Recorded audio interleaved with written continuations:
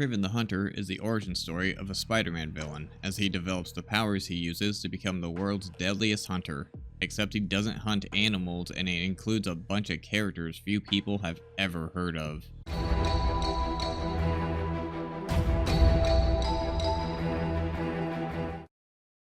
It starts off with a prisoner convoy going to some Russian prison, and what a surprise, Kraven is on it. His roommate is the most stereotypical Russian prisoner I have ever seen. I guess Kraven got himself caught just so he could kill this mob boss.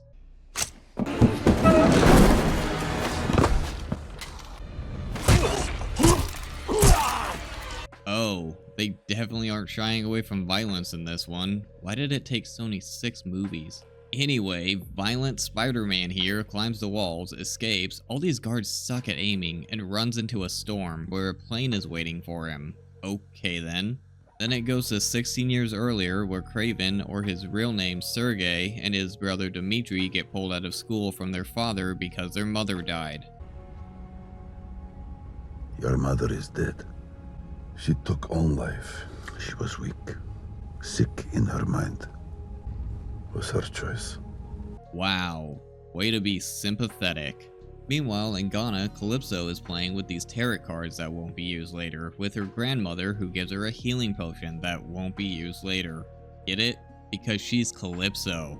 Do you know who Calypso is? I do, but I forgot she existed.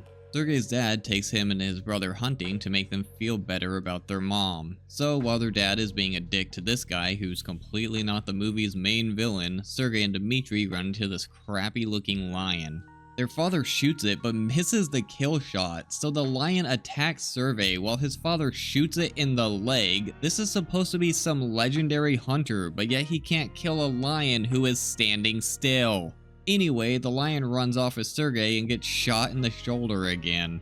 And Calypso just so happens to see the lion drop Sergey off and his blood drop into Sergey's wound. So she decides, you know what's a good idea? Let's give him this bullshit healing potion, which infuses the lion's DNA with his? I don't fucking know, and leaves a tarot card with him as the helicopter takes him to the hospital.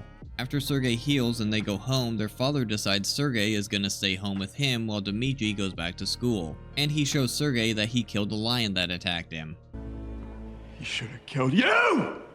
What was that? That sounded terrible. Anyway, I don't understand why he's mad, but he decides he's gonna run away and leave his little brother with their asshole father. So he goes to some family-owned land in Russia where he has a connection with this crappy-looking buffalo. I guess the lion blood and bullshit healing potion made it so he could run really fast and jump really far, climb trees, and see and hear far away. Sure. Some poachers kill a bunch of buffalo for their horns, which pisses Sergey off and he kills the poachers. I guess he spends like 10 years there and is now a hunter of poachers.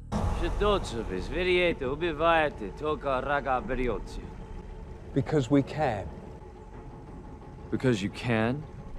Even though his entire character is that he hunts rare animals for trophies. He's a villain for Spider-Man. Why are they trying to change him to make him the good guy? I seriously hate this trend.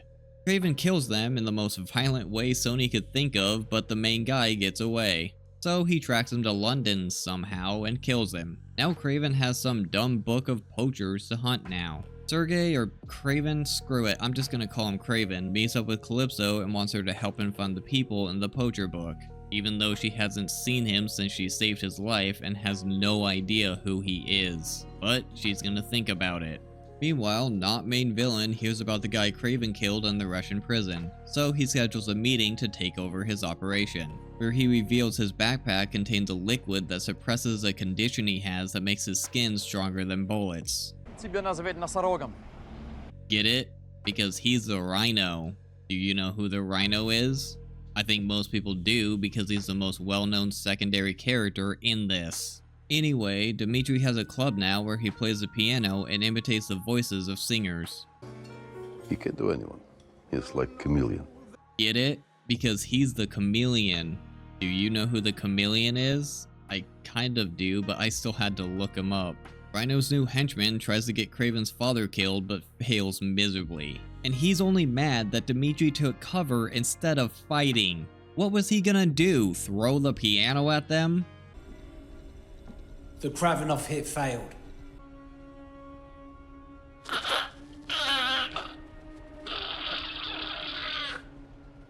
What was that sound? I swear I did not edit that. That was in the movie. Oh my god. After that stupid sound, Rhino sends some American to track down Kraven. Put the foreigner on this. Get it? Because he's the foreigner. Do you know who the foreigner is? Yeah, neither do I. What a stupid name. Apparently, he hypnotizes people by counting to 3 and then killing them. Sony is running out of characters. Kraven decides to visit his brother, and instead of going in like a normal person, violent Spider-Man here climbs the side of the building. Kraven then decides to spend the night, even though he hates his father, but he can't sleep, so he goes to sleep outside. You know, good thing he slept outside, because Dimitri got kidnapped without anybody noticing, somehow. So Kraven jumps off the top of the building and is perfectly fine. He's not Superman, come on. And during the chase, he jumps through a window off another building and doesn't have a scratch on him, not even his clothes. What the hell? And he can punch through bulletproof glass and bend steel, because fuck this movie. I'm not even gonna get into the crap with the helicopter because it's just a waste of time. So now Calypso is gonna help him, and his father is too much of a dick to pay the ransom. Calypso gets the name of the Rhino from some guy who gets killed by the foreigner after he does his stupid counting thing. Kraven then goes to Turkey, and violent Spider-Man— seriously, is Kraven not able to climb walls in the comic, or am I mistaken? Also, I don't care what kind of powers Kraven has. There's no way these guys would not be able to figure out that someone was behind them. Eventually, they shoot a rocket at Kraven, and he jumps off a cliff and gets crushed by rocks. Seriously, I don't care how much lion's blood he has in him. You can't throw someone off a cliff and get them crushed and expect them to survive. Have these people never seen the Lion King? Alright, at his hideout, the Rhino shows Dimitri who his brother really is and explains his treatment for his condition. I found someone. A biochemist. Professor Miles Warren.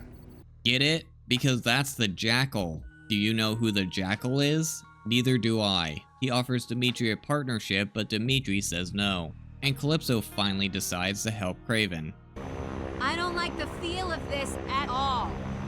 Oh yeah, you sound so concerned. I don't like the feel of this at all. Oh no, they get attacked by a crappy looking snow leopard. Wait, so this guy can jump off a building, jump through glass, run into a car, fall off a cliff, have giant rocks dropped on him, and walk away without a mark on him. But yet a snow leopard can scratch him?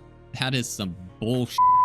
Well, the Rhino now knows where Kraven's hideout is thanks to the foreigner. After going all the way to Russia, the foreigner has a special toxin to use on Kraven. It first brings on your darkest nightmares, then paralysis of your vital organs, before a most violent death. So he's the Scarecrow now. Do you know who the that's DC, who cares? A bunch of no-name henchmen go to the forest to kill Kraven. Gee, I wonder how this is gonna go. Holy crap! Pretty horribly. Gotta be kidding. His lips didn't even move. I didn't say anything before, but this unsynced audio is constant. Why are there so many editing mistakes in this? Whatever, the foreigner shoots Kraven with his fear toxin, and Kraven is afraid of spiders, to remind you of his arch nemesis who he's never going to meet. At least it helps the foreigner beat Kraven easily. 1, 2. Did he really need to do his stupid counting thing here? Just shoot him. Then Calypso gives Kraven more of the bullshit healing potions, so I guess he's fine now. Meanwhile, the Rhino Brigade sees a stampede of buffalo coming towards them.